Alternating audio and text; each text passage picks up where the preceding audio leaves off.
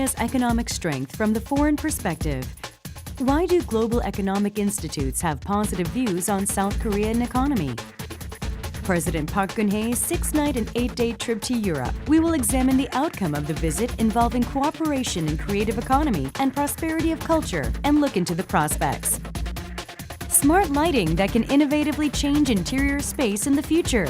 Let's meet the next generation smart lighting technology. Machine automatically handling tablet dispensing, packaging, and inspecting. We visit JVM, the world's leader in pharmacy preparation automation system. North Korea's imports of luxury items surging after Kim Jong-un came to power. We explore how it is different from the past Kim Il-sung regime. Hello, I'm Andrew Salmon, and welcome to Bizline.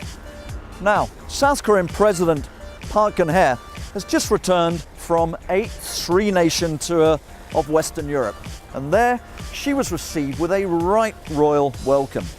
But was her trip successful? In a minute, we'll be finding out. And speaking of royals, but on a much darker note, we'll also be looking at some of the spending habits and the luxury lifestyle enjoyed by North Korea's ruling Kim dynasty. And on a brighter note again, we'll be looking at some South Korean technologies which are improving medicine management and which are literally lighting up our lives. So do stay with us. But before we go to those and other features, let's first take a look at all the breaking business and economic news hitting headlines across South Korea this week.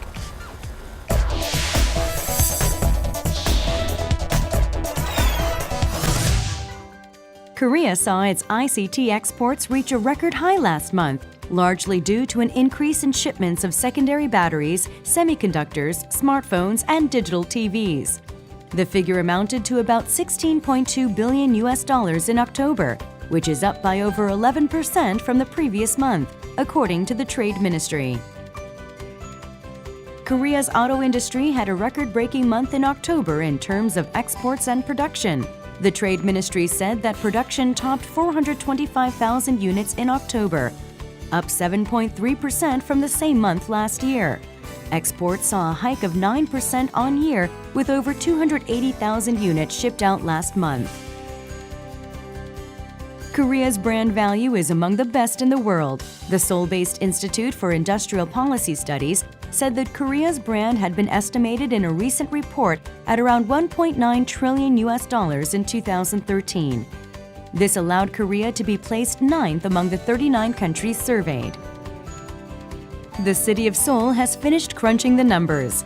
The metropolitan government has put aside a total of $23.1 billion for next year, which is more than a 4% increase from spending this year. Officials say the budget for welfare programs saw the biggest increases. At about $7 billion, welfare accounts for about 32% of the total, in line with the central government's drive for boosting welfare nationwide.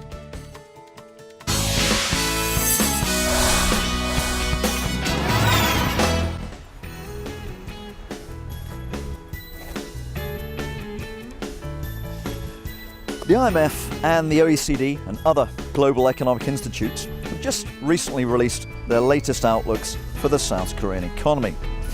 What they've discovered is that in the wake of a global economic slump, South Korea is actually standing out as a case study, indeed as a role model. Where does South Korea stand in the global economy at present, and why is it getting the thumbs up? Let's take a look. The global economy is yet struggling to recover from the financial crisis, while the US is still contemplating on the right time to execute its exit strategy. Meanwhile, some countries in Asia are experiencing severe financial woes. On the other hand, South Korea looks to be doing far better than expected, surprising many who only 5 years ago thought that the country was in deep trouble.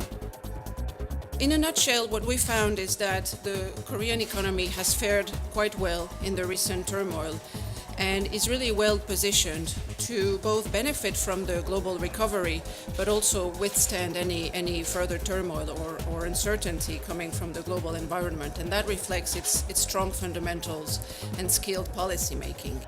Only 5 years ago, South Korea was reported by foreign media to be most vulnerable to the subprime mortgage failure, which brought down the global economy, and foreign investors pulled out from the market in exodus.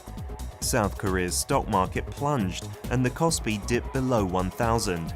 But now foreigners are back in mass, unlike some Asian markets. The main stock market index doubled that level and above 2,000, driven by foreign buying. 향후 저희들은 주식시장 상승 가능성들이 높다라고 생각을 하고 있는데요. 외국인들은 9월부터 한국 시장을 좀 강하게 사기 시작을 했었습니다. 9월에만 한 7조 6천억 정도 규모를 샀고요.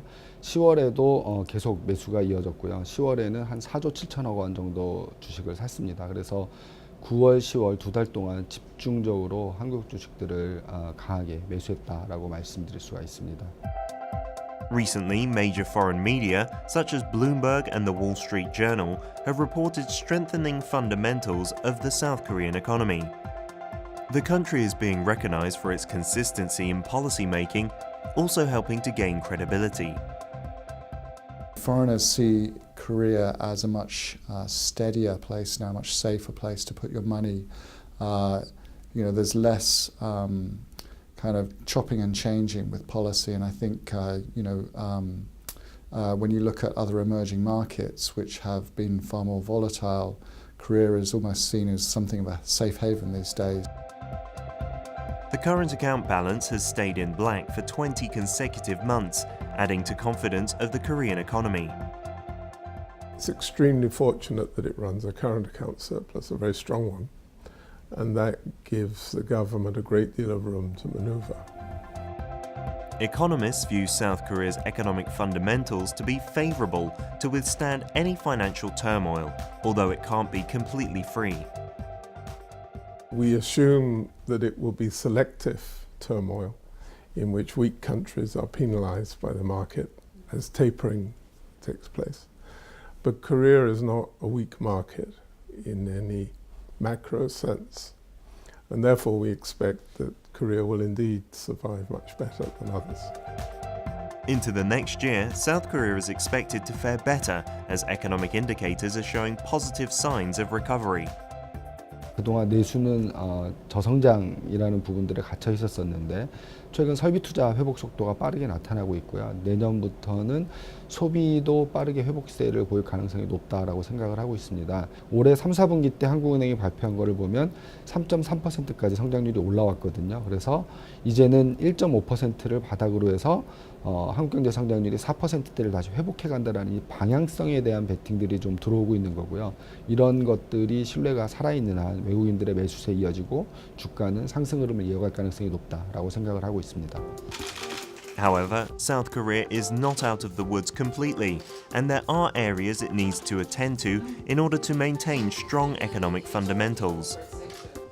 We are somewhat less optimistic, however, about growth prospects in the longer run, given the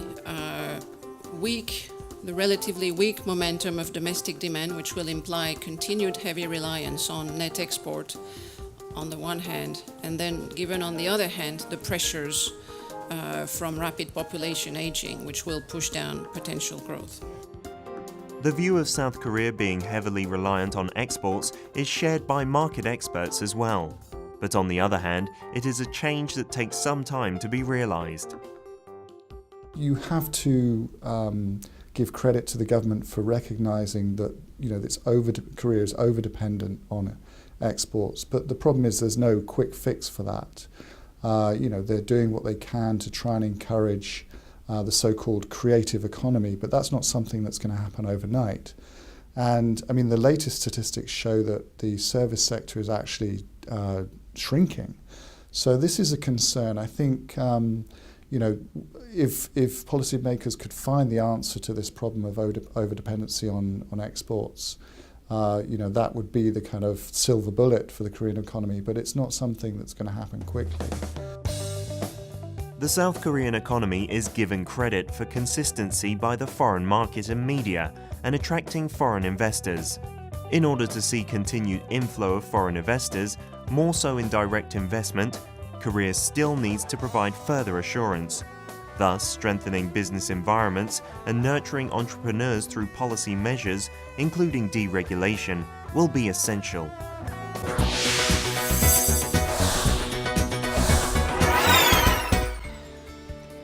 From European nations' intervention in the Korean War on the South Korean side in the 1950s, right through to 2011, when the EU and South Korea started implementing an FTA, a free trade agreement, Europe has always been one of South Korea's key partners in international affairs. Now, just recently, South Korean President Park Geun-hye has returned home from a three-nation tour of Western Europe. She was in France, the UK, and Belgium. How did her trip go? Moreover, what is the status of Europe-Korea relations? Well, to answer these questions, we have the right man in the hot seat. He is a professor of public administration at Korea University, is a former chancellor of the Korea National Diplomatic Academy, and he actually has frontline experience in diplomacy in Europe. He's a man for all seasons. Here's Dr. Lee Sun-chun. Welcome to Bizline. Nice meeting you. Dr. Lee, let's start off big picture question. You've obviously been watching President Park's visit to Western Europe. What's your overall impression? How did the visit go? Well, this is his first year of a presidency, and since inauguration, President Park made an official visit to United States, China, and attended multilateral talks, multilateral conferences like G20, APEC, and ASEAN Plus 3. Right. And normally, President in the past made an official trip to European countries for the second year. In that sense, this is rather unusual. And it may reflect our thinking that the European partners are more important in economic cooperation and scientific cooperation in this era of globalization. And we would like to put more emphasis on the lessons from them, how to create the engine of growth in creative economy and the cultural prosperity. And we hope that through these close cooperations, we could increase our cooperation in scientific and economic cooperation, as well as research and development. For you, let's just take each of the three visits in turn: France, the UK, and Belgium. In France, what did you think was the key outcome? Well, I think France has been traditional ally, and then one of the 5 permanent members of the Security Council, because there's a lot of economic cooperation between France and Korea. And France is culturally, the very advanced country, and we have to combine the cultural component into the creative economy. In this sense, I think we could learn lessons from France in combining culture and industry. Okay, let's move on to her second destination, which was the United Kingdom. How did things go in the UK? Well, this is actually the second state visit for the Korean president. Former President Roh Moo-hyun made a state visit to the UK. I must say, as an Englishman myself, I got the sense that the chemistry was very, very good between President Park and the UK leadership this time. Yes, I got that impression exactly well, because I think the invitation to the second state visit in 9 years' time probably reflect the recognition by the UK government of the Korea's importance as a global partner. Growing importance, right? Yes, and then also recognition, symbolic recognition, that the President Park Geun-hye was the first female president-elect in this part of the world. Gotcha. And of course, that was something very attractive, I'd imagine, to the Queen, of course, as a female monarch. And finally, there was the trip to the EU HQ in Brussels. Was there a good outcome? Of course, this bilateral summits between Belgium and Korea. Also, the Brussels located headquarters of the EU Commission, European Union, is located in Brussels. And then there was the bilateral talks between Korea and the European Union. And this year marks the 50th anniversary of the establishment of the diplomatic relations between Korea and the European Union. And they signed a joint statement in commemoration of the 50th anniversary, and they reaffirmed the close relationship between the two partners, and also they reaffirmed to further promote close economic cooperation. And we'll talk about the EU-Korea FTA in a moment. But one of the outcomes, particularly in the UK, was that the two countries agreed to double their trade and investment by 2020. Is this actually doable, or was this just sort of diplomatic PR talk? President Park and Prime Minister David Cameron agreed to double the volume of trade investment by 2020. This seems to be ambitious goal, but that was my sense. Given the potential of our two economies, in my view, I think this is not only feasible but also achievable through close cooperation, because our two economies sometimes are, of course, competitive, but sometimes complementary. And UK is the second largest market among European Union member states for us. The two countries will to ensure the further expansion of trade and investment. There was joint trade and investment forum was held in London this time, and the second conference will be held in Seoul in Korea in 18 months' time, and this will further stimulate the expansion of trade investment, and I hope that this kind of doubling of volume of trade and investment by 2020 is feasible. Maybe it could be feasible and achievable. Okay, well, we'll find out before long. Korea does have a long history. It has a rich culture. Of course, there's the North Korean threat, there's the Korean War heritage, there's the achievement of democracy in 1987. Of course, there was the economic miracle in the 60s, 70s, and 80s. But even so, these are all quite long-term issues. I get the strong sense that Europeans have become particularly sort of focused on Korea really just over the last couple of years. What's been happening more recently? Well, I think this, as I said, we have elected the first female president in this part of the world, and we have democracy and market economy. We have the Western liberal system of government. And we respect human rights, for instance. And that's, in that sense, I think the European partners, the members of the European Union and Korea, shares common values and common objectives. And I'll talk about the European Union a little bit later, but the Korea and European Union concluded two landmark agreements. One is the framework agreement, and the other one is free trade agreement. What is the framework agreement? Framework agreement is basic agreement between Korea and the European Union. On that agreement, there is an article on that agreement that respect shhuman and fundamental freedoms, etc. And then that means that Korea and the European Union, Korea and European countries share this kind of values and objectives for democracy, market economy, and respect for human rights. One thing, of course, I noticed last time I went back to the UK and France was a tremendous interest in Korean pop culture. Everybody's familiar with the movie Old Boy, and of course last year we had Psy, the Gangnam Style phenomena. Now, President Park has spent a lot of time engaging in what she calls cultural diplomacy. She visited the Quai d'Orsay Museum. She attended a Korea drama party in Paris. We're living in an era of soft power. Does this kind of cultural diplomacy actually have any wider economic impact?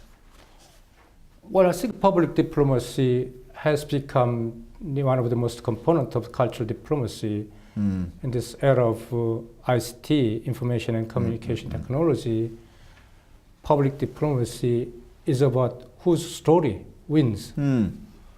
And then, therefore, cultural diplomacy becomes more and more important. And then through the promotion of culture and arts and culture, people can be interested in things about Korea, and people can be interested in Korean products Right. It feeds into the economy then through Yes, then they raised visibility, yeah.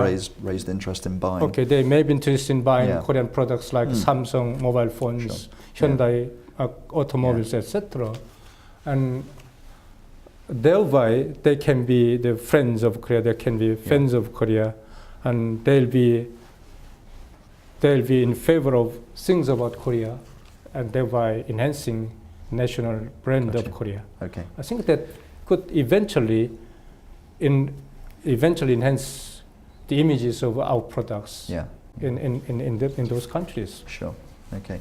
Now, I mean, European countries such as France particularly, but also the UK, are seen as models for the a creative economy. Or so it is said here in South Korea. What do you think South Korea should be paying attention to? Is there anything South Korea can learn from London and from Paris? Well, I think this, for instance, the United Kingdom and France are advanced countries in science and technology, and for instance, aerospace industry, or energy sectors, or nuclear waste, or nuclear energy, etc. And in those areas, I think there's lots of areas for closer cooperation. Let's move on to the much bigger picture then, or move back to the bigger picture. Should we be seeing the Korean and Western European economies as complementary or competitive? Well, it can be sometimes complementary and can be sometimes competitive. Sure. Okay. But I think this the fact that this Korea and European Union concluded free trade agreement means that there is balance of interest between our two partners, and then by implementing fully this free trade agreement, our two economies can be both prosperous, and we can further develop our economies on the lines of this FTA implementation. Okay, so win-win. I mean, personally, I notice when I'm trying to buy cheese, beer, or wine from Europe, here in my local supermarket in Seoul, the prices are still very high. The tariffs still seem to be in place. Are you satisfied with the pace of implementation of this agreement thus far? Well, I think the so-called feel-good factor from consumers' point of view, I'm a consumer myself too, may take long to be realized, because it depends on which wines or cheese you prefer to buy. But according to statistics released from the Ministry of Trade and Industry for the second year of the implementation, the prices of European wines dropped by 23%. Oh, really? Yes. I actually hadn't noticed, but okay. And the price of European cars by 5%. Okay. And the hope that we all benefit from low prices of consumer goods from the European Union.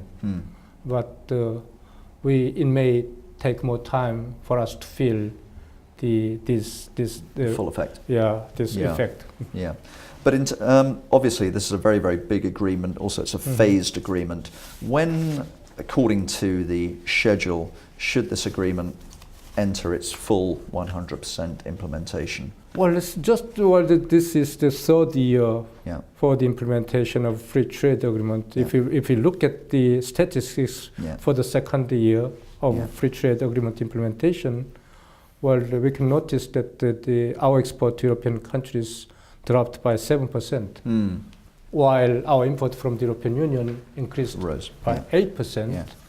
And this is mainly due to the decline of shipbuilding orders from the European Union. And also we imported more wines and the crude oil and automobiles from the European Union. But since the Eurozone crisis is still going on... So basically Europeans are losing spending power. It's still going on. I think this statistic shows that our two economies are relatively doing well. And then one important aspect, just a surprising aspect, is that the European Union's foreign direct investment in Korea for the second year increased sharply by 35%. Okay. And I think this is quite an achievement, considering the Eurozone crisis. Exactly, yeah. And then the recession worldwide. The slump, yeah. Mm-hmm. Okay, well that is an encouraging statistic, Mm-hmm. which I was certainly Mm-hmm. unaware of. But at what date does the FTA enter complete and total implementation? When does the phase process end? I think it will take several more years, Yeah, and yeah. and then when it will be implemented fully, I hope that we can feel full effect of the implementation of free trade agreements. Gotcha. Be we consumers, businesses, or indeed politicians. Mhm. Okay. Dr. Lee, it's been a pleasure speaking to you on Bizline. Thank you very much indeed for your time. Thank you. Thank you. Nice to meet you as well. Okay, when were you last in the UK?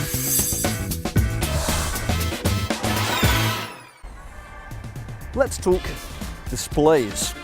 Now, OLEDs, organic light-emitting diodes, are currently seen on computer monitors and TV screens. But now they're starting to gain traction as an environmentally friendly technology that could light up our lives. A South Korean research team has come up with the technologies that can commercialize OLED lighting. But what does this mean? Is it important? Is it promising? Let's take a look. We are living in an era where we can switch on the light without pressing the power switch using a smart device. We can also control the color and brightness of lighting as we like. Smart Lighting Control System is under the spotlight for being more than just lighting up the space, but for transforming the space into a more human-friendly and environment-friendly one.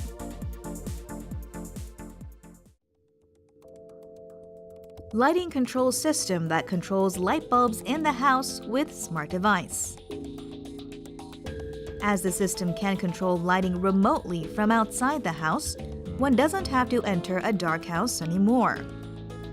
Depending on the purpose of the room, the lighting can create various moods, such as in a restaurant or a club as desired. This large building in downtown Seoul applied a cloud-based smart lighting control system. This system has a smart grid function that autonomously switches on and off power by detecting human movements, resulting in a sharp reduction in power use.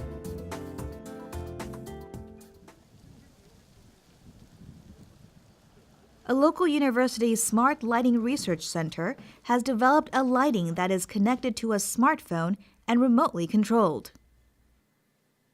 스마트폰 자체가 이미 센서라든가 혹은 카메라라든가 통신이라든가 제어라든가 하는 이러한 기능들을 전부 다 갖추고 있는 매우 훌륭한 컴퓨터 시스템이라고 말할 수가 있습니다. 그래서 이러한 스마트폰하고 조명기구 사이에는 블루투스나 혹은 와이파이를 이용해서 통신을 할 수가 있고요.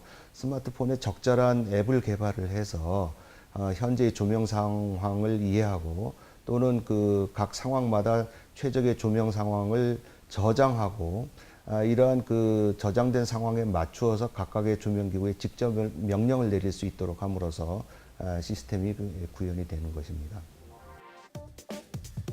By choosing the lighting mode with smartphone when working on a desktop PC, the lighting on the desk will light up, adjusting its color and brightness most suitable for reading.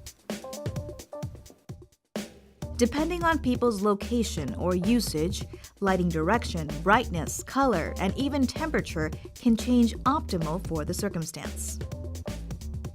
와이파이 모듈에서 받은 정보를 조명기구 내에 장착된 제어 회로들이 인식을 해서 LED 쪽으로 들어가는 전류들을 제어를 하게 됩니다. 그렇게 해서 색온도라든지 아니면 밝기라든지 이런 것들을 사용자가 원하는 대로 제어할 수 있게 됩니다. In particular, after selecting the lighting environment appropriate for the user and simply inputting this to smartphone application, lighting immediately changes. This is the advantage. The lighting control scenario can be expanded as much as possible. What would the more advanced lighting of the future be like? ETRI's OLED research team has recently developed an OLED lighting that will add an innovative function to smart lighting control system. 여기 보고 계시는 것이 OLED입니다. 이 부분과 이 부분을 비교해 보면은 이 부분이 훨씬 더 밝다는 걸 알 수 있습니다. 바로 이 부분에 OLED에서 빛을 추출하는 광추출 주름 필름을 적용하였습니다. 이 주름 필름을 적용하면은 같은 전력 소모를 가지고 2배의 밝기를 낼 수 있습니다. OLED is under the spotlight for being the next generation lighting with its light and flexible characteristics. It is also comfortable to look at thanks to its similarity to sunlight. According to a market research institution, DisplayBank, the global OLED lighting-related market is expected to reach $5.6 billion in 2020. By using the magnetic resonance principle, power can be wirelessly transmitted to OLED lighting as needed. Without a complex electric cord or a plug, one can install the lighting anywhere as desired. In particular, with the OLED low-temperature processing technology, it can be easily produced on plastic substrate that is vulnerable to high temperature. Therefore, flexible lighting can be produced. 유연 OLED 조명을 개발을 하면은 유연은 원칙적으로 깨지지 않는 것이죠. 그래서 두루마리처럼 말고 다녀서 자기가 원하는 벽면에다가 구부러진 면도 좋고요. 거기다가 조명 장치를 쉽게 설치할 수 있고요. 또는 캠핑이나 야외 생활을 할 때 그 깨짐의 염려가 없이 어떤 곳에서나 조명을 설치할 수 있습니다. The windows applying transparent OLED can be used as normal windows during the day and as lighting at night. Smart lighting that will innovatively transform the interior space of the future. Along with the development of ICT technologies, more human-friendly lighting system is likely to be developed. 지금의 스마트 조명 시스템은 대부분 그 사람의 조작을 전제로 하는 경우가 많습니다. 그러나 앞으로의 스마트 조명 시스템은 사람이 전혀 신경을 쓰지 않아도 자연스럽게 그 사람의 행위나 혹은 위치나 이런 것에 맞추어서 최적의 조명 상황을 스스로 만들어주는 그러한 조명 시스템이 될 것이라고 생각이 됩니다. It won't be long until we meet an interactive lighting that recognizes user circumstance and adjusts accordingly, and the sensitive lighting system that interacts with human in various colors in line with human emotions.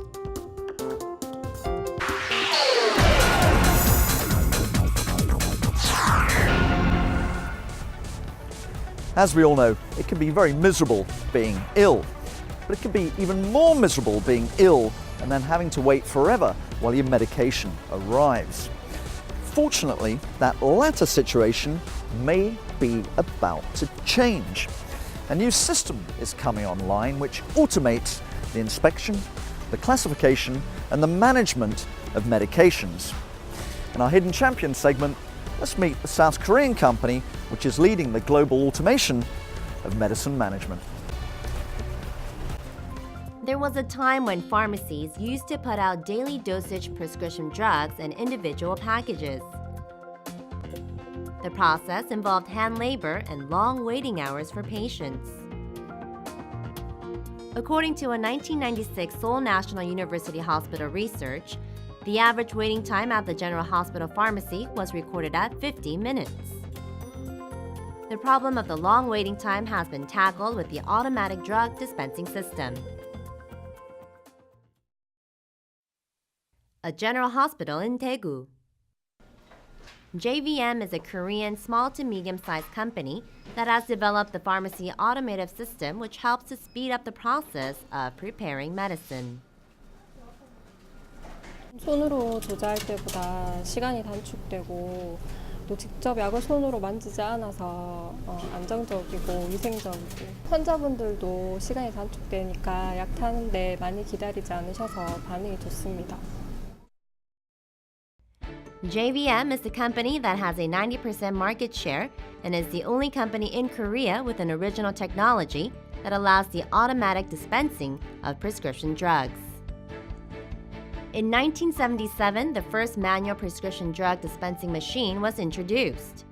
Then in 1998, the first automated dispensing machine was created, which changed Korea's prescription drug culture completely.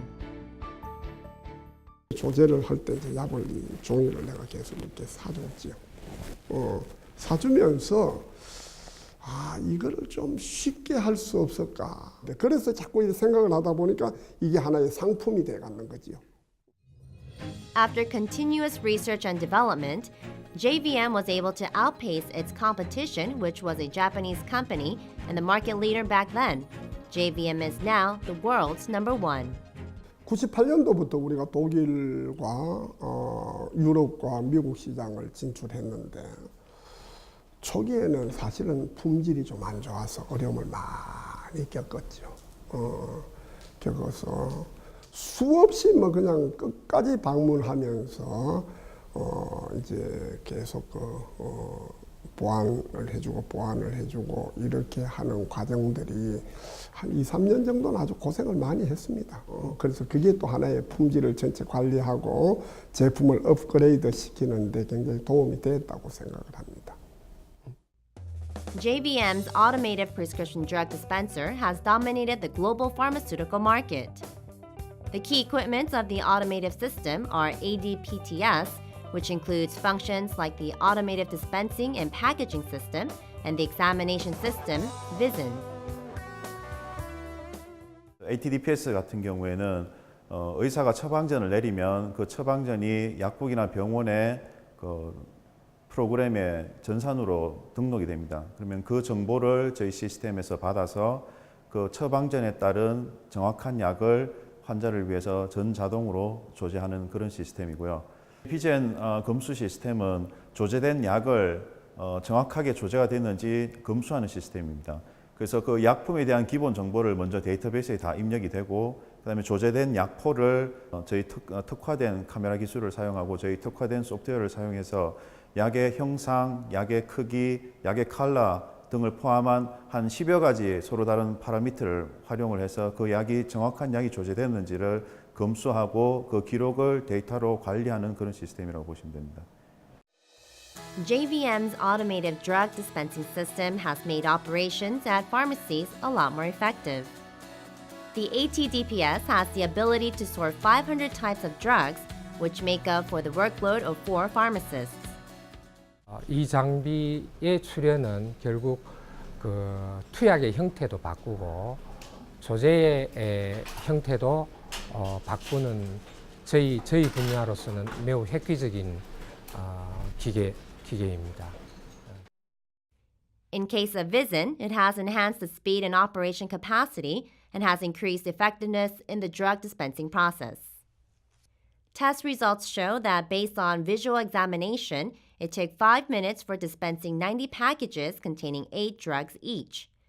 The usage of Bizline shortened the whole process time to 1 minute and 20 seconds. 0.5mm 정도 이렇게 차이가 나는 작은 약 사이즈의 경우에는 눈으로 검사하면은 정확하게 판독을 못하는 그런 이제 문제가 있을 수 있습니다. 하지만 저희 시스템을 사용하면 그런 아주 미세한 차이까지 정확하게 판독이 가능하고 약을 조제하고 나서 정확한 약이 조제되는지에 대한 그런 결과 데이터가 사진과 함께 저장이 되어 있기 때문에 언제 어디서든 어떤 문제가 일어나더라도 언제 어떤 환자에게 어떤 약이 조제되었는지를 정확하게 기록으로 가지고 있고 또 찾아낼 수가 있습니다. JVM attained technological superiority coupled with the competitive edge with hundreds of unique and original licenses. JVM has also formed strategic partnerships with 33 companies, including the largest pharmaceutical distributor in the United States, McKesson Corporation, which has helped in expanding the global market share for JVM. The result has been positive for JVM, which has outpaced 3 Japanese corporations through its automated drug dispensing system, recording an astonishing outcome with a 74% market share in North America and 78% in the European market. 헬스케어 쪽에는 큰 변화는 젊은 인구가 감소하고 점점 더 극심한 고령화로 들어가고 있는 추세지요. 고령화로 들어간다는 것은 이제 합병증들이 많이 오기 때문에 정확한 약을 정확한 시간에 정확하게 복용한 것들을 다 데이터로 나올 수 있고 추적이 될 수 있도록 하는 것들이 이제 전 세계적인 지금 추세입니다. 이게 앞으로의 큰 변화의 핵심이지 않겠나 생각을 합니다. JVM has helped to implement the automated drug dispensing system at hospitals and pharmacies worldwide. The company is expected to grow into a global corporation with its unique technology, an original brand, and an aging healthcare market.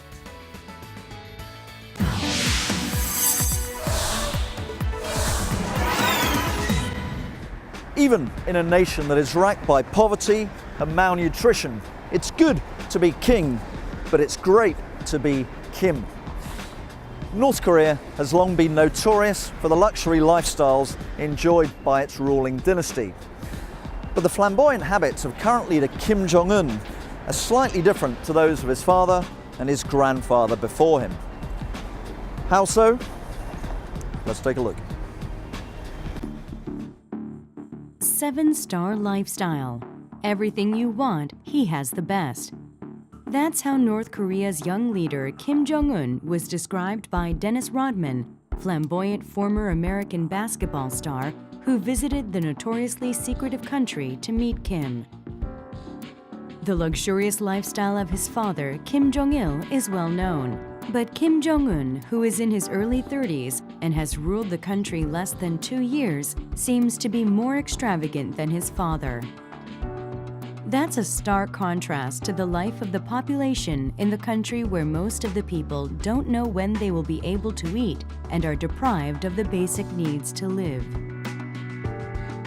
Imports of luxury goods reached a record $645.8 million in 2012. That is a sharp increase from the average of around $300 million a year spent under his father, Kim Jong-il. Imports of such goods surged since 2010, when the youngest Kim officially was named his father's successor. 이 숫자가 맞다고 가정한다면 2012년 북한의 그 남북 교육을 포함한 전체 수입액은 약 50억 달러에 이릅니다. 전체 수입의 약 13% 정도에 이른다. 이렇게 보시면 되겠습니다. Imports of watches and alcohol have increased significantly last year and believed to be used as gifts among the high-ranking party officials to ensure their loyalty to uphold the regime's leadership. 선물 정치는 소수에게 막대한 수혜를 베풀므로써 지도자에게 충성하도록 하는 그런 방식인데 북한 주민들이 경제적으로 어렵다 보니까 귀한 그 비싼 고가품들을 받는 사람들을 보고 사실 북한 주민들이 한쪽에서는 불만도 있지만 나도 최고 지도자의 선물을 한번 받아봤으면 하는 이런 어떤 마음들이 있기 때문에 일종의 효과는 거두고 있다. The reclusive country also imported pets, expensive maternity products, and personal sauna systems from Europe and the US, according to lawmaker Yoon. Many North Korean experts say such luxury products have been purchased to let the young leader, his family, and relatives enjoy their high lifestyle.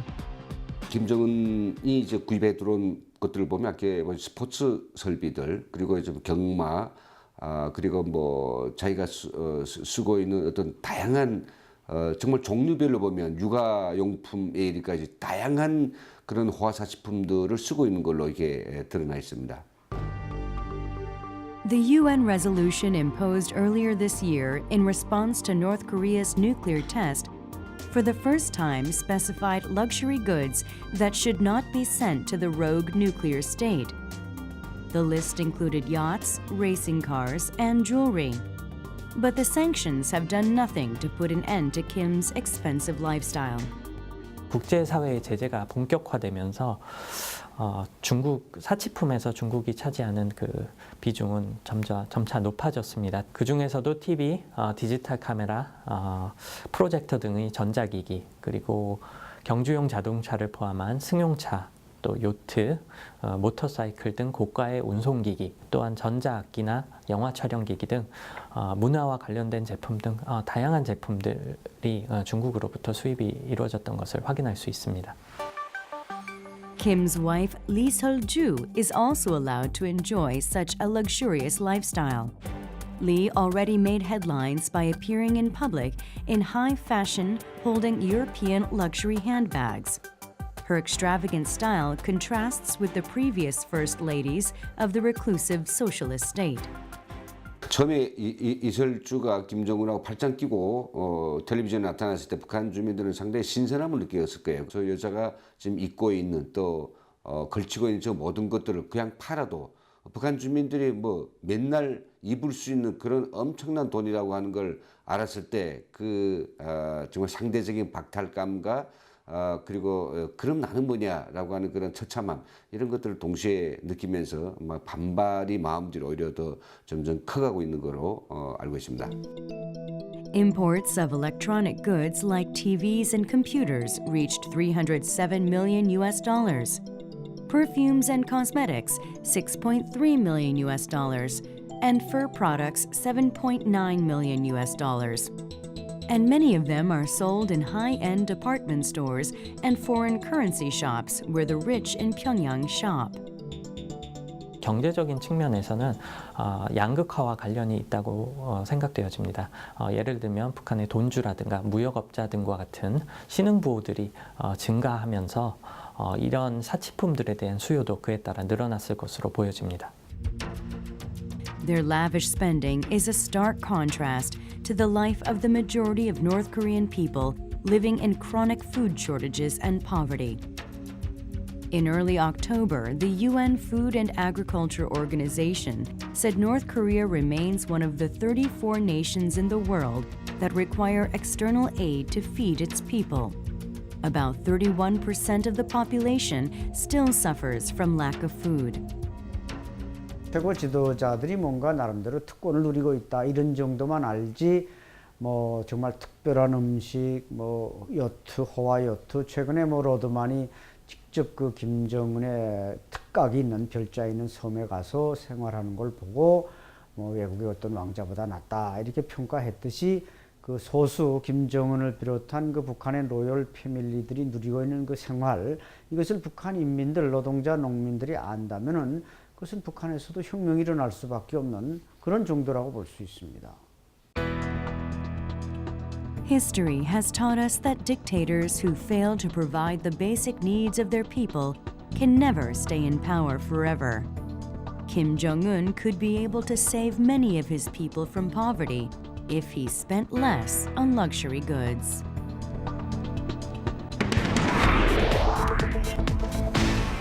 And that's all we have time for on Bizline this week. But do join us next week when we'll be looking at how South Korea is consulting to nations both developed and advanced on information and communication technologies. But that is all we have time for right now. I'm Andrew Salmon. This was Bizline. Thanks for watching. Goodbye.